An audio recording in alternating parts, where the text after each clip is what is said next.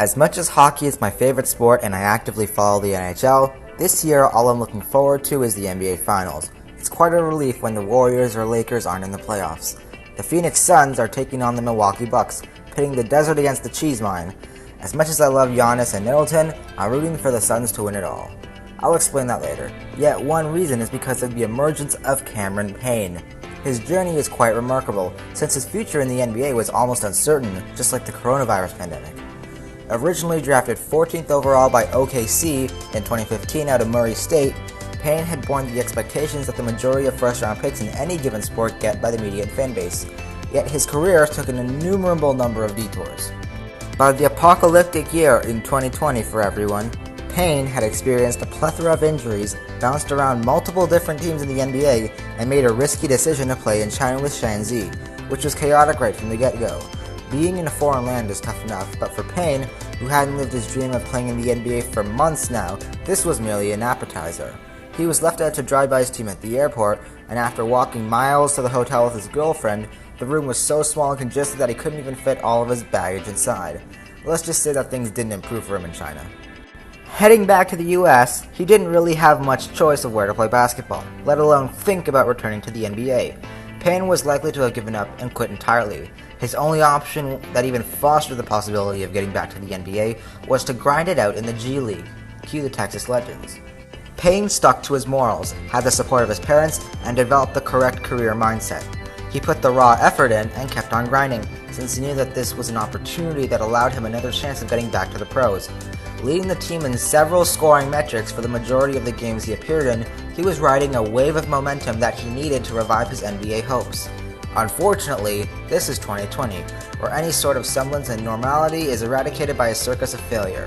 Wuhan suddenly emerges onto the international spotlight as a result of the origins of a deadly virus being traced back to the Huanan seafood wet market, and the world literally shuts down like an android after 5 minutes of use. Now this is just terrible for the young chap. Just when he looked his best in years, his path to the NBA is blocked, and his hopes become infected just like everyone who refused to follow social distancing and quarantine orders during the pandemic, as well as wear a mask. But unlike the people who regarded the pandemic as trivial, this is not funny for Payne. Instead, it's just sad. He'll probably have another loop of the last few years happen again. Fortunately, he happened to experience Christmas early when Monty Williams came calling. Days later, Payne reached a 2-year agreement with the Phoenix Suns. He had the playoffs in round to prove himself worthy of being kept by the organization. Despite the extraordinary conditions resulting in the creation of an NBA bubble, Payne rose to the challenge and recorded season-high 15 points in multiple games. Sadly, the Suns were not able to make it to the first round of the playoffs, even though they went undefeated in the play-in round. With a new wave of momentum and a fresh start, Cameron Payne continued his steady rise from the rubble and embraced the decision-making, pass-first mentality that Monty Williams encouraged and emphasized.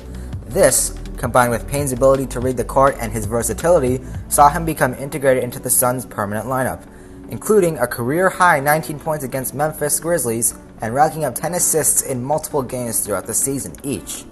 After years of mediocrity and even frequent stints in the bottom of the league, the Suns not only made the playoffs, but they clinched their division and flexed on the entire state of California.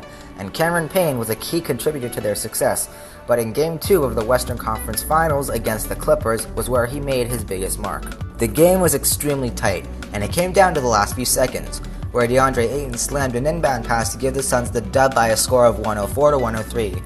Payne experienced not only a postseason but career high that night, as he managed to sink in 29 points, including 16 of the Suns' first 46 points, while playing 37 minutes and chalking up 9 assists.